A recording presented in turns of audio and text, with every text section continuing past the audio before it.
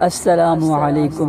علمی لطیفہ۔ ایک مولانا اپنا لطیفہ بیان کرتے ہیں کہ متحدہ ہندوستان کے زمانے میں اکثر دہلی جایا کرتا تھا۔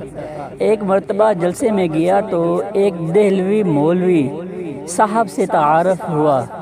دہلی مولوی نے پوسٹر میں میرے نام کے ساتھ شیر پنجاب لکھا تھا اور ان مولوی صاحب کے نام کے ساتھ فخر دہلی۔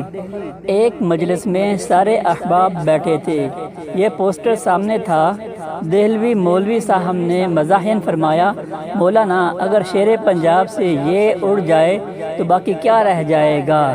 مطلب ان کا یہ تھا کہ شیر پنجاب سے یہ نکال دیا جائے تو باقی شر پنجاب رہ جاتا ہے۔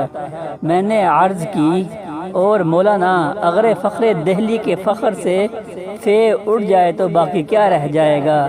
باقی خر رہ جاتا ہے۔ خر فارسی میں گدھے کو کہتے ہیں۔ اس لطیفے سے حاضرین بہت محفوظ ہوئے۔ ایک صاحب جو شاعر بھی تھے اور شاعر بھی دہلی کے، بڑی مت بولے، قبلہ ان حروف یہ اور فے کو اڑائیں مت، اپنے استعمال میں لائیں۔